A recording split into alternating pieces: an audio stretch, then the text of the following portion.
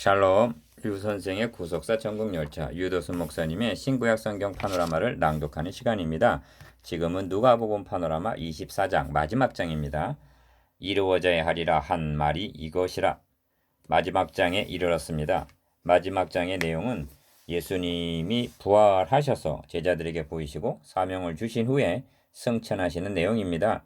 그런데 본문을 관찰해 보면 주님의 부활을 돌발적인 사건으로 다루고 있는 것이 아니라 주님께서 미리 말씀하신 바요. 6절 모세의 율법과 선지자의 글과 시편 구약 성경에 기록된 대로의 성취임을 증거하고 있습니다. 27절 44절 이 점을 엠마오로 가는 두 제자와 11 사도에게 다 같이 강조하고 있습니다.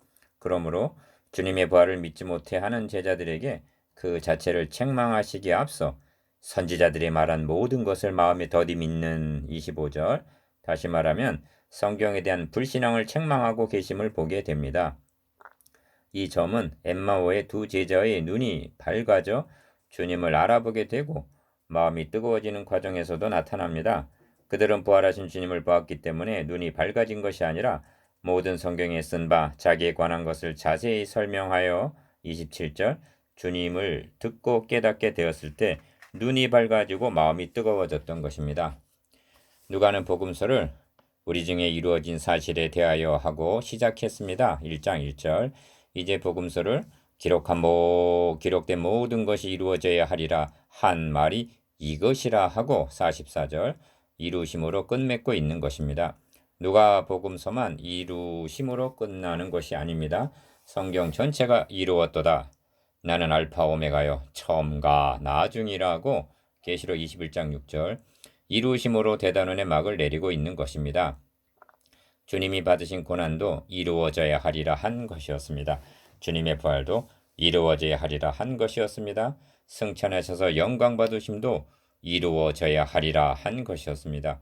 뿐만 아니라 보내주실 성령도 아버지의 약속대로 49절 임하시게 될 것을 말씀합니다. 주님의 재림도 약속하신 대로 이루어질 일입니다. 아멘. 그러므로 본장의 주제를 이루어져야 하리라 한 말이 이것이라로 잡았습니다. 44절 하반절 이는 본 강해가 구속사의 관점에서 바라보기 때문에 가능한 것입니다. 이를 6단원으로 나누어 상고하고자 합니다. 첫째 단원 1절에서 12절 천사들의 부활 고지와 제자들의 불신앙. 둘째 단원 13절에서 31절 두 제자와 동행하시는 부활하신 주님. 셋째 단원 32절에서 35절 공동체를 형성케 하심. 넷째 단원 36절에서 45절 털을 놓아야 할 부활의 증인들. 다섯째 단원 46절에서 49절 공동체에게 사명을 주심. 여섯째 단원 50절에서 53절 가심을 본 그대로 오시리라. 첫째 단원 1절에서 12절 천사들의 부활 고지와 제자들의 불신앙. 여자들이 두려워 얼굴을 땅에 대니 두 사람이 이르되 어찌하여 산자를 죽은 자 가운데서 찾느냐 여기 계시지 않고 살아나셨느니라. 갈릴리에 계실 때 너희에게 어떻게 말씀하신 것을 기억하라. 이르시기를 인자가 죄인의 손에 넘기어 십자가에 못 박히고 제3일에 다시 살아나야 하리라 하셨느니라. 5절에서 7절 안식 후 첫날 새벽에 여자들이 그 예비한 향품을 가지고 무덤을 찾아가니 돌은 무덤에서 굴려 옮겨졌고 예수의 시체는 보이지가 않았습니다. 이때 두 천사가 나타나 주님의 부활을 알려줍니다. 어찌하여 산 자를 죽은 자 가운데서 찾느냐 여기 계시지 않고 살아나셨느니라. 누가복음 첫 장에서 천사가 마리아에게 수태고지를 하고 둘째 장에서는 목자들에게 탄생고지를 하는 것으로 시작했습니다. 이제 부활 고지를 함으로써 복음서를 끝내고 있는 것입니다. 그런데 수태고지 때와는 달리 부활을 알리는 마당에는 두 사람 4절 즉 두 천사가 등장하고 있음을 봅니다. 이렇게 하고 있는 것은 두 증인의 증거이기 때문에 더 확실함을 나타내기 위한 것으로 여겨집니다. 기억하라. 본단원을 해석하는데 열쇠가 되는 말씀은 기억하라는 말씀입니다. 6절 천사들은 주님의 부활을 의외의 사실을 전하듯이 말하고 있지 않습니다. 도리어 어찌하여 산 자를 죽은 자 가운데서 찾느냐 여기 계시지 않고 살아나셨느니라. 갈릴리에 계실 때 너에게 어떻게 말씀하신 것을 기억하라고 합니다. 주님께서는 갈릴리에 계실 때 인자가 많은 고난을 받고 장로들과 대제사장들과 서기관들에게 버림받아 죽임을 당하고 제3일에 살아나야 하리라 하고 말씀하셨습니다. 9장 22절, 18장 33절에서도 저희가 채찍질하고 죽일 것이니 저는 3일 만에 살아나리라고 거듭 말씀하셨습니다. 말씀하신 대로 살아나셨다는 것이 마태복음 28장 6절 천사들이 전해준 말입니다. 문제는 이 말씀을 기억하고 마음에 담아두고 있는 제자가 단 한 사람도 없다는 데 있습니다. 그리하여 믿지를 못하는 데 있습니다. 남의 얘기가 아니라 바로 이 모습이 지난주 설교 제목도 기억하지 못하고 있는 오늘의 우리들의 모습은 아닐까요? 그에 대한 예가 구약 성경에는 있습니다. 신명기는 모세가 죽기 전에 모압 평지에서 행한 세 편의 설교로 되어 있습니다. 말하자면 모세의 유언과도 같은 말씀입니다. 모세는 이 신명기에서 잊지 말라, 기억하라 하고 거듭거듭 강조하고 있습니다. 너는 기억하라, 너가 애굽 땅에서 종이 되었더니 너희 하나님 여호와가 강한 손과 편 팔로 너를 거기서 인도하여 내었나니라고 합니다. 신명기 5장 15절. 너가 만일 너희 하나님 여호와를 잊어버리고 다른 신들을 좇아 그들을 섬기며 그들에게 절하면 내가 너에게 증거하노니 너희가 정령이 멸망할 것이라 하고 경고합니다. 신명기 8장 19절. 그러나 슬프게도 그들은 이 경고를 기억하지를 못하고 잊어버린 나머지 바벨론으로 추방당하고 말았던 것입니다. 마태나 마가복음에서는 부활하신 주님이 여인들에게 보이신 것으로 기록하고 있습니다. 마태복음 28장 9절, 마가복음 16장 9절. 그러나 누가복음에서는 이를 드러내지 않고 덮어두고 있습니다. 이는 누가복음의 관점이 보는 것이 중요한 것이 아니라 말씀에 근거하여 믿는 믿음이 중요함을 강조하기 위함으로 여겨집니다. 이 점은 주님께서 엠마로 가는 두 제자에게 나타나서 하신 말씀에서도 드러납니다. 제자들이 우리와 함께 한 자 중에 두어 사람이 무덤에 가 고아연 여자들이 말한 바와 같음을 보았으나 예수는 보지 못하였느니라고 말씀드리자 주님께서는 나다, 내가 부활한 주님이다 라고 말씀하지 않으셨습니다. 미련하고 선지자들이 말한 모든 것을 마음에 더디 믿는 자들이여 하고 25절. 보는 것이 문제가 아니라 하나님의 말씀을 믿지 못함을 책망하셨던 것입니다. 또한 열한 사도들에게 나타나서 하신 말씀도 동일합니다. 모세의 율법과 선지자의 글과 시편에 나를 가리켜 기록된 모든 것이 이루어져야 하리라 한 말이 이것이라 하시고 44절. 이같이 그리스도가 고난을 받고 제3일에 죽은 자 가운데서 살아나실 것이 기록되었으니 하고 47절. 제자들의 눈이 성경에서 떨어지지 않도록 하십니다. 그러므로 여자들이 이것을 10절 하반절 사도들에게 고하였을 때 사도들은 저희 말이 허탄한 듯이 배어 믿지 아니했다는 것은 11절. 여자들의 말을 믿지 않는 것에 그치는 것이 아니라 주님께서 수차례에 걸쳐 죽으시고 다시 사실 것을 말씀하신 주님의 말씀을 허탄한 듯이 여긴 것으로 여긴 것이요 나아가 성경 자체를 믿지 않는 것이 되는 것입니다. 여자들이 사도들에게 구한 이것이 무엇이겠습니까? 여자들은 천사들이 갈릴리에 계실 때 너에게 이렇게 말씀하신 것을 기억하라 하는 말을 분명 전했을 것입니다. 말씀을 믿지 못하는 자들에게는 주님이 살아나셨다는 사실도 허탄한 듯이 보일 수밖에 없는 것입니다. 말씀을 믿지 못하게 될 때 어떠한 지경에 빠지게 됩니까? 근심하게 되고 4절, 두려워하게 되고 5절, 슬픔에 잠기게 되는 것입니다. 17절, 믿음으로 살리라. 믿음의 근거를 말씀에 두지 못하면 어느 시대를 막론하고 교회를 위태롭게 하는 것이며 현대교회가 더욱 그러합니다. 그렇다면 그 원인은 무엇이며 처방은 무엇일까요? 그 점을 다음 단원에서 고찰해 보고자 합니다. 성경은 말씀합니다. 잠시 잠깐 오면 오실 이가 오시리니 지체하지 아니하시리라. 그 다음이 중요합니다. 오시리가 오시기까지 성도들은 어떤 신앙으로 살아가라고 말씀하고 있는가요? 오직 나의 의인은 믿음으로 살리라 하십니다. 히브리서 10장 37절에서 38절. 보는 것으로 사는 것이 아닙니다. 체험으로 살아가라고 말씀하고 있지 않습니다. 눈에 보이는 것이 없고 귀에 들리는 것이 없을지라도 약속의 말씀만 있으면 족한 것입니다. 그 약속의 말씀을 믿는 믿음으로 살아간다는 것입니다. 약속의 말씀을 믿지 못한다는 것은 다름 아닌 약속하신 분을 믿지 못한과 같은 것입니다. 약속을 믿는 것, 이것이 성경적인 믿음입니다. 이것이 구원에 이르는 믿음입니다. 이 믿음에 이르기 위해서는 말씀을 기억하는 묵상이 있어야만 하는 것입니다. 둘째 단원 13절에서 31절. 두 제자와 동행하시는 부활하신 주님. 저희가 서로 이야기하며 문의할 때 예수께서 가까이 이르러 저희와 동행하시나 저희의 눈이 가리워져 그인 줄 알아보지 못하거늘. 15절에서 16절. 여기 누가복음에 등장하는 감동적인 이야기가 있습니다.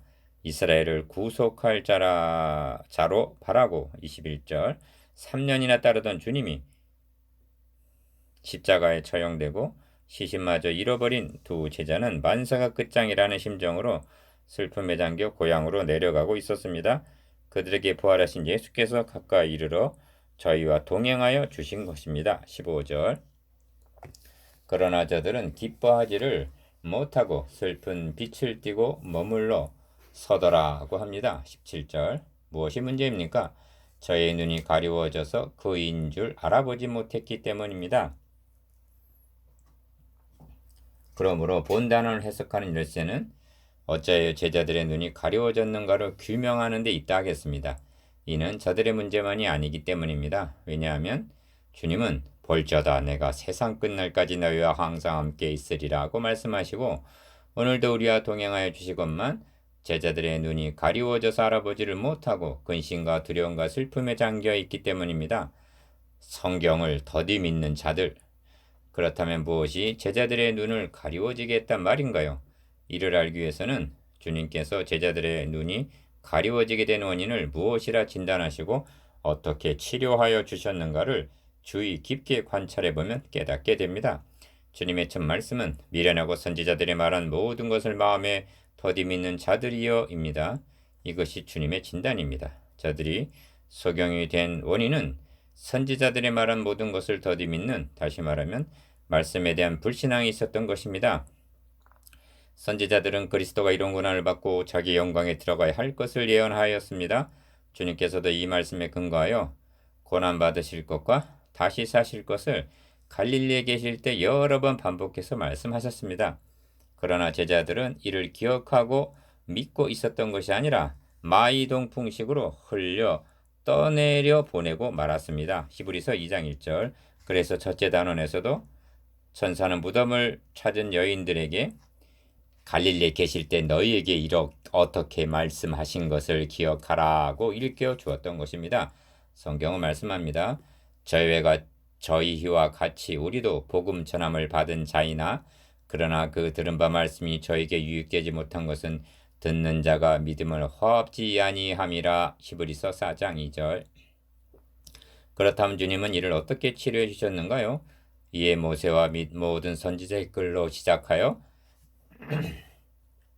모든 성경에 쓴 바 자기에 관한 것을 자세히 설명하시니라. 27절. 이것이 주님께서 치료하신 방법입니다. 그리고 이 방법 외에 다른 치료책은 없다 하겠습니다. 자기에 관한 것을 자세히 설명하심. 이 점에서 혼동하지 말고 착각하지 말아야 할 점이 있습니다. 오늘날 말씀은 홍수를 이루고 있습니다. 그리고 모두가 다 말씀 중심이라고 주장합니다. 또한 회중들은 아멘 아멘을 연발하면서 믿습니다 합니다. 모든 것이 정상적이고 잘 되어가고 있는 듯합니다. 그러나 어디가 다른가를 보십시오. 이에 모세와 및 모든 선지자의 글로 시작하여 모든 성경에 쓴 바 자기에 관한 것을 자세히 설명하시니라고 합니다. 27절. 무엇을 자세히 설명하셨습니까? 자기에 관한 것입니다. 44절에서도 나를 가리켜 기록된 모든 것이라고 말씀합니다. 주님의 말씀에는 그리스도가 중심에 있습니다. 오늘의 설교에는 그리스도가 빠져 있거나 옆으로 밀려나 있다는데 심각한 문제가 있는 것입니다. 모세와 및 모든 선지자의 글로 시작하여 모든 성경이라고 말씀함은 27절 상반절 구약 성경 전체를 가리키는 묘사입니다.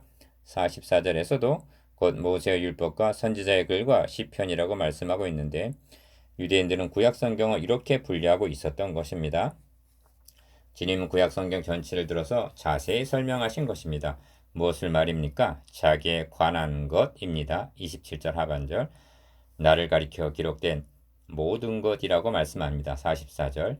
말하자면 주님은 성경을 구속사라는 관점에서 설명해 주셨던 것입니다.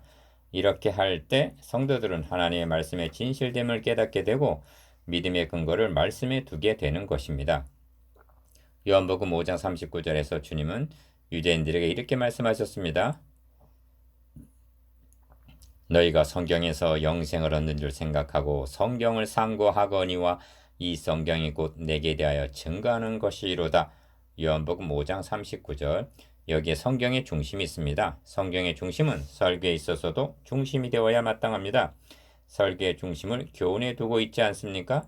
설교의 중심을 축복에 두고 있지 않습니까? 교훈도 중요합니다. 축복도 중요합니다. 그러나 영생은 교훈에 있지 않습니다. 축복에 있지 않습니다. 오직 예수 그리스도에게만 있습니다. 교훈적인 설교로는 성도들의 눈을 뜨게 해줄 수가 없습니다. 축복으로는 성도들의 눈이 밝아질 수가 없습니다. 주님께서는 눈이 가리워진 제자들을 치료하기 위하여 자기에 관한 것을 자세히 설명해 주셨습니다. 27절 하반절. 이렇게 하였을 때 저희 눈이 밝아져 그인 줄 알아보았습니다. 31절. 그래서 우리에게 말씀하시고 우리에게 성경을 풀어주실 때 우리 속에서 마음이 뜨겁지 아니하더냐라고 하며 32절 마음이 뜨거워졌습니다. 저들은 치료를 받았던 것입니다. 마음이 뜨겁지 아니하더냐. 주님께서 떡을 가지사 축사하시고 떼어 저희에게 주심에 30절 저희 눈이 밝아졌다는 것은 떡에 무슨 신통력이 있었기 때문이 아닙니다. 그보다 앞서 모든 성경에 쓴 바 자기에 관한 것을 자세히 설명하여 주심을 통해서 27절 깨달음이 선행되었기 때문에 가능했다고 보아야만 합니다. 떡을 가지사 축사하시고 떼어 주실 때 두 제자는 비로소 최후의 만찬 석상에서 떡을 가져 살해하시고 떼어 저에게 주시던 22장 19절 주님임을 생각했을 것입니다. 그리고 다시 살아나리라 말씀하신 바를 기억나게 해 주었을 것입니다. 이것이 눈이 밝아져 주님을 알아보게 하는 기폭제 역할을 했을 것입니다.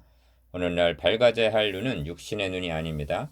성경은 너희 마음 눈을 밝히사 하고 에베소 1장 18절 마음의 눈이 밝아져야 함을 말씀합니다. 그러나 저희 마음이 완고하여 오늘까지라도 구약을 읽을 때 그 수건이 오히려 벗어지지 아니하고 있다고 말씀합니다. 그러하기 때문에 구약에서 축복이나 교훈은 보면서 그리스도는 알아보지를 못하고 있는 것은 아닐까요? 유대인들만 그러했던 것은 아닙니다. 불신자만이 그러한 것은 아닙니다. 수건이 그 마음을 덮고 있는 자들은 교회 안에도 많이 있습니다. 평신도 많이 그러한 것도 아닙니다. 신학교 교수들과 설교자들 중에도 많이 있습니다. 왜 그러합니까?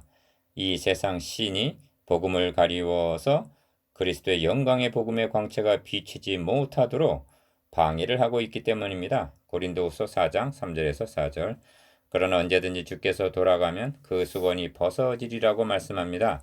고린도후서 3장 14절에서 16절. 오직 그 수건은 그리스도 안에서만 없어질 수가 있는 것입니다. 고린도후서 3장 14절 하반절. 그리스도께로 돌아갑시다. 너는 말씀을 가지고 여호와께로 돌아와서 아뢰기를 모든 불의를 제하시고 선한 발을 받으소서. 우리가 입술로 숫송아지를 대신하여 드리리이다 하고 고백합시다. 호세아 14장 20절. 셋째 단은 32절에서 35절. 공동체를 형성케 하신 주님 곧 그 시로 일어나 예루살렘에 돌아가 보니 열한 사도와 및 그와 함께한 자들이 모여 있어 말하기를 시몬에게 나타나셨다 하는지라. 33절에서 34절. 셋째 단어를 해석하는 열쇠가 되는 단어는 모여 있다라는 말입니다. 33절 하반절. 무심히 지나치기 쉬우나 중요한 의미가 있게 단원을 달리해서 고찰하고자 합니다. 엠마오라는 촌으로 내려갔던 주 제자가 곧 그 시로 일어나 예루살렘으로 돌아와 보니라고 합니다. 그때는 이미 날이 저물고 29절 어두운 밤이었을 것입니다. 이 묘사를 보십시오. 곧 그 시로라고 합니다. 그들은 즉시 행동을 취한 것입니다. 일어나라고 합니다. 이는 문자적으로 앉았다가 일어남을 의미하는데 그치지 않습니다. 그들의 신앙 상태를 나타내주고 있는 묘사인 것입니다. 그들은 주저앉았다가 벌떡 일어났습니다. 그리고 돌아갔습니다. 어디로 말입니까? 예루살렘으로. 누가 무엇이 그들을 이토록 방향 전환을 시켜 놓았습니까?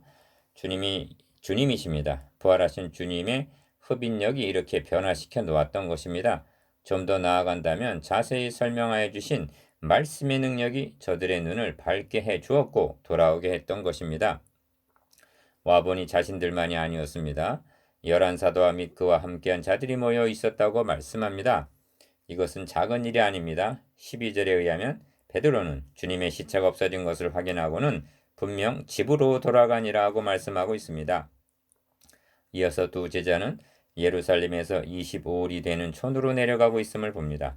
이를 통하여 미루어 볼 때 제자들이 뿔뿔이 흩어진 것을 알 수 있습니다. 이 점에서 미스터리로 남겨두었던 31절의 의미를 깨닫게 되는 것입니다. 저희 눈이 밝아져 그인 줄 알아보더니 예수는 저희에게 보이지 아니하시는지라 합니다. 이상하다는 생각이 들지 않습니까? 제자들의 눈이 밝아져 주님인 줄 알아보게 되었다면 반가워서라도 교제를 계속하셨을성 싶은데 주님은 그 즉시 떠나셨던 것입니다. 왜 그렇게 하셨을까요? 그 의도를 계속되는 말씀을 통해서 깨닫게 됩니다. 주님이 떠나시자 두 제자는 곧 그 시로 일어나 예루살렘으로 돌아갔습니다. 33절 상반절. 주님께서는 엠마오로 낙향하고 있는 두 제자를 끌어다가 예루살렘 한 처소에 두신 것입니다. 모이게 한 것입니다. 엠마오로 가던 두 제자에게만 이렇게 하신 것은 아닙니다. 34절을 보십시오.